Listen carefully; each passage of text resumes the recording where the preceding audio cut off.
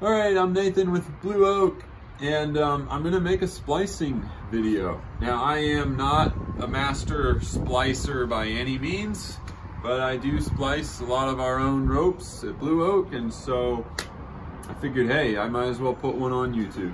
This is gonna be a 12-strand splice, and I'm gonna try to cover some things in this video for as tips for those of you who are maybe wanting to splice, but you don't know what to get yet. And you're going to need to get some tools to perform splices. But if you start with 12-strand hollow braid construction ropes, your life will be a lot easier as you learn how to splice. They are by far the easiest ropes to splice, maybe minus a triple strand, but a triple strand splices by braiding more than by doing any kind of bury. These 12-strand hollow braids, like for example on this winch line of our chipper, they are so supple and easy to just fatten out and squish together. They're hollow in the center there, so it's very easy to splice them together, or splice an endless, or splice a tight eye in them. Okay, which is what we're going to do right now. But I'm going to show you the different types of tools that you need to consider getting. Start with the scissors. Splicing scissors that are like razor sharp for cutting through, hard to cut through fibers, like this is Dyneema.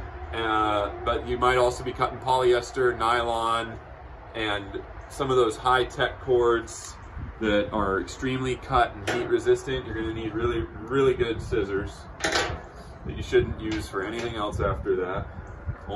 They're only your splicing scissors. This is called a marlin spike. This is one of the best tools to have in a splicing kit for sure. You don't necessarily need it. You definitely don't need this, but this is an awl. It's kind of like a marlin spike. I don't use it very often. Okay, sewing needles. This is a large size sewing needle. Works well with these 12-strand hollow braids. And then a pair of vice grips, a pair of needle nose pliers that will come in handy. The other thing you're going to need is some form of fid. Now I've got 3 different fids here, and I'm going to try to demonstrate 2 of them so that you guys can decide which ones you like the most. But this is your standard fid, and the way a fid works is it's got a measurement. This says 1/2 inch rope, 1/2 inch fid. You match it to a 1/2 inch diameter rope. And I don't know if this is exactly 1/2 inch, but it's pretty close. The fid of choice should be the same diameter as your rope. All right. Now, the way a fid works is you stuff this into the hollow part backside of the fid, and then you tape it a lot. And then once it's taped, you can insert it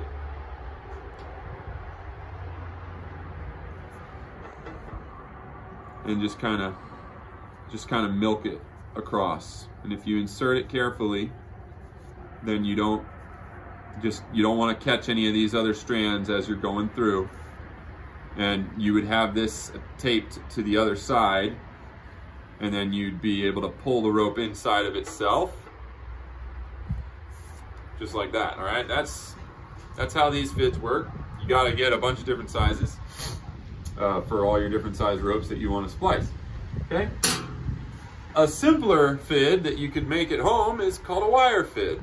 You could just take an old hanger or something and, you know, bend it. You want to keep it as straight as possible, but I'll demonstrate using this. This you would insert into here somewhere. Insert. You're going to do it backwards. So you're going to insert into the point where you'd be coming out with a standard fid. That's where you start with your wire fid, because instead of pushing your end through, what you end up doing is you pull your end through. Put that in like that, and then what we would do, I'm not going to do it right now, but what we would do is we would forcibly pull this guy all the way through there. Okay, that's how a wire fid works. We'll demonstrate that in a minute, and that's where using vice grips and stuff might, you know, these are not the easiest to use. But they're a way to get started without having to buy a specialty fid. Okay, anyhow, this is the Yale cordage wire basket fid, and it is really cool. It works like a Chinese finger trap. It's great. It's great for all different sizes. And so I'm going to demonstrate with this tennis ball, because we're going to put this tennis ball on the line here so that our winch hook doesn't get pulled up into there. We're going to have a tennis ball. All right. So you put your fid in, take the tail of your rope, and this is a little bit fidgety. You got to kind of open that up there, force it on into there, and then I like to sort of milk it down a bit. Right now my black rope is coming untangled a bit, but anyway, I milk it down so it's in there nice, a few inches, and then you're able to just pull it on through.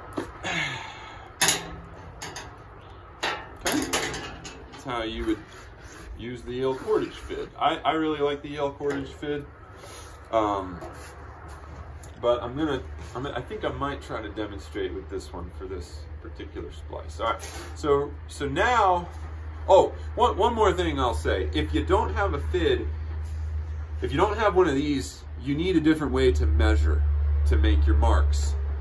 And so if you don't have one of these, a fid is 21 times the diameter of a rope. So a 1/2 inch fid, the length of it is 21 times 1/2 inches. That's the length of it. So it should be 11 inches, all right? So if I take this little tape measure,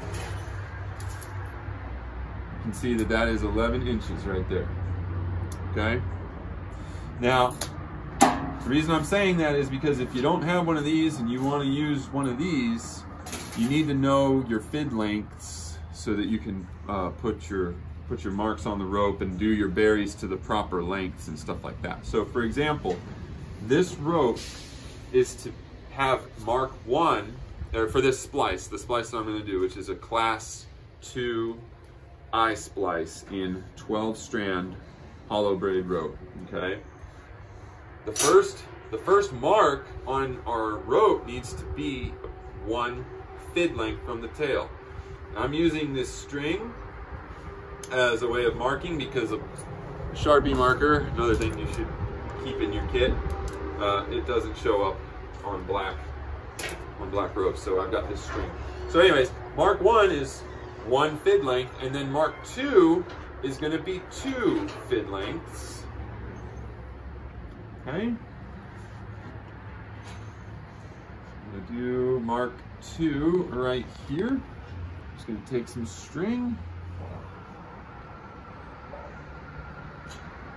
pull that on through.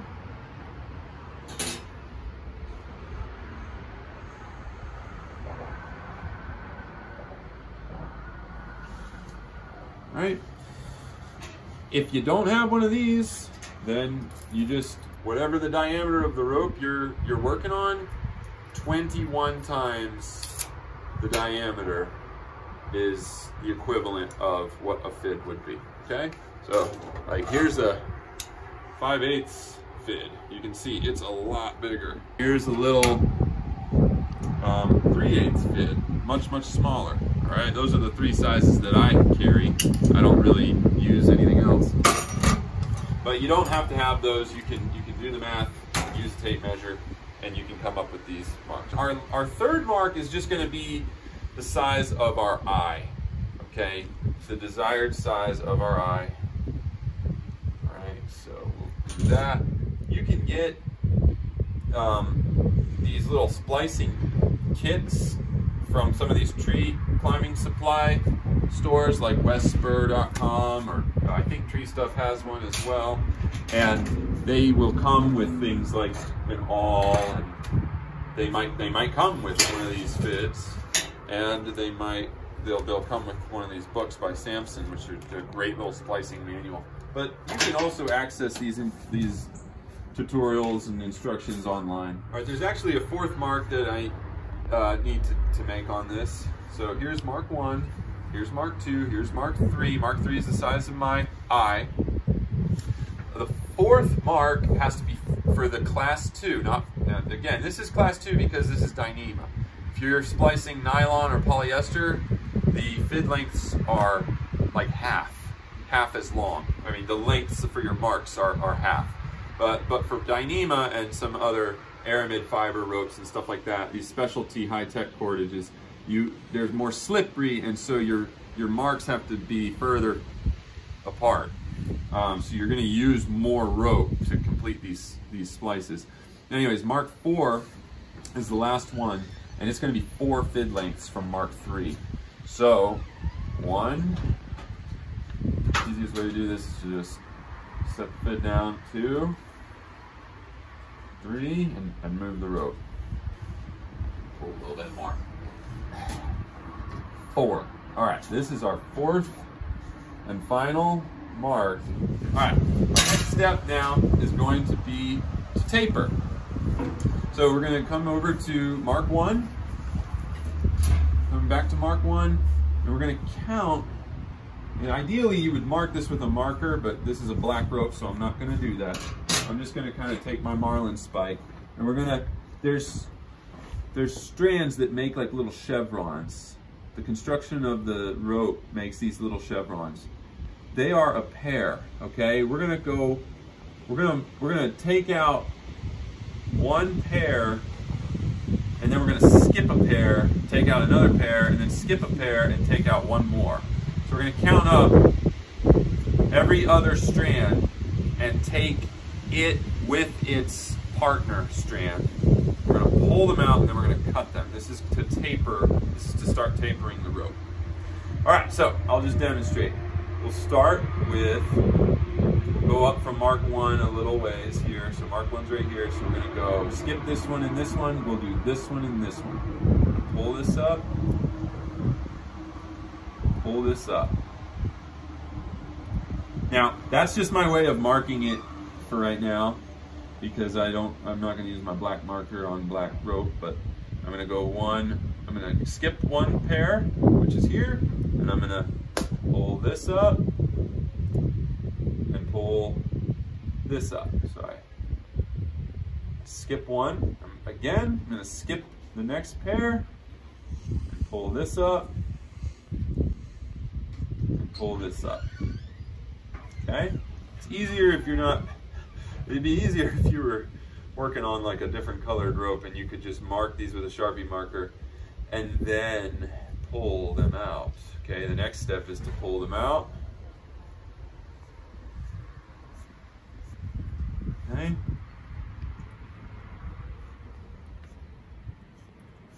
I'm just keeping track of which ones to pull out because I kind of ruffled them with my marlin spike.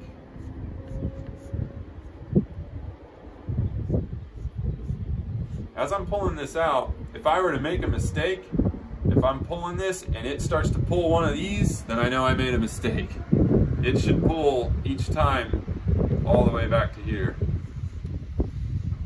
If you make a mistake, then just bump down a strand and pull again. All right, we're gonna cut all these off at the body of the rope.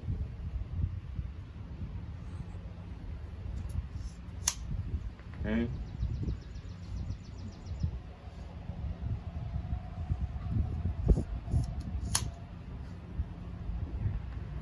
This is not easy to do if you don't have really sharp scissors. At least not with Dyneema. Okay, now that's really all the Mark 1 was for. So Mark 1 was just to kind of help us know where to start our taper. Pull that out so it doesn't get in the way. All right, now we are going to bury down to all the way out to Mark 4. I did say that I would demonstrate using this. I am not going to demonstrate using this, but because it would be really, really hard. But the way that it would work would be you insert it somewhere in here, and then you pop it out at the mark that you're going to start your berry at, and you'd put this in here, okay? And you'd pull it through. Then you'd have to bump down a little ways because there's so much length to keep going, so you'd have to reinsert, come right out that exact same hole, put it in again, pull it through some more, then reinsert one more time at least. You'd have to keep doing that and resetting until you got past Mark 4. So if you have a wire fid, yes, you can make it happen, but it's kind of a headache. So what I'm gonna do, I hope that made sense for those of you who are trying to get started. I know when I was just getting started, I didn't have any fids, and I just wanted to figure out a way to do it. So that's why I'm giving that that tip there. But anyhow, all right, we're gonna go in now. We want to go clean in there. We do not want to go in between a strand. You see, I could separate these strands by accident and push it through like that. That would not work out well. So we're gonna be careful how we go in there. Okay. Going in, it should go in pretty smooth. Not all ropes are spliceable. There are 12-strand rope constructions that are really, really tight, and they're just not spliceable. So make sure that you know what kind of rope you have before you go and start trying to do your splice. One thing I totally forgot. So I'm just gonna pull this out right now. Pull this out. See, if you make a mistake, sometimes you can fix it. But one thing I totally forgot was to put in my hook. All right, so now we're gonna put the hook in, because this is where we're burying the eye. All right. All right, so there was my Mark 1. And the Mark 2 is right here. All right, cool. Mark 3 is here. I'm glad I didn't get rid of that mark yet. Otherwise, I'd be having to remeasure. All right, let's stuff this little guy in there. Let's go in here again at Mark 3.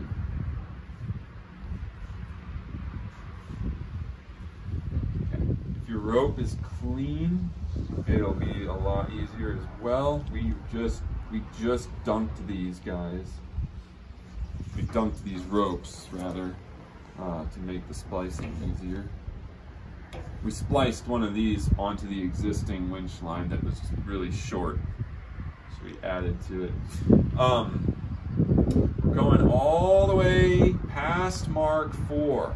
Okay, so in at Mark 3 and out past Mark 4, making sure that we haven't caught in any of the strands as we're going through. And I like to go just a little bit further past Mark 4 a good ways, because I want my tail to bury in nicely, but I'll show you that in a second. All right, can't go too far because this might close up and you might still be trying to pull your tail out. See how it's closing up? See how it's closing up as I pull? Now it scrunches up like an accordion. So that allows us to kind of have the tail out without having closed our eye completely. But we want to pull this back out a little ways. Oh, actually, there we go. That's what I was trying to do. I was trying to get my little string out of here. I want that string in there. Okay, doesn't matter if the string is there, but I just don't like it. And we're gonna pull until our eye, we're gonna keep pulling now this tail until Mark 2 lines up with where Mark 3 was. okay? And so in my case, it's just a tie-dye, and so I don't really care where Mark 2 is per se. I'm just going to keep pulling until it's nice and tight. Okay, there we go. We're nice and tight. We'll do that just a couple more times here. Now, this is where we're going to do our final taper. So we've got our initial taper right here. We're going to taper this part of the tail as well. We're just going to pull out 3 consecutive strands. So 1, 2, 3. And once again, we're just going to cut them off where they were exiting the main body.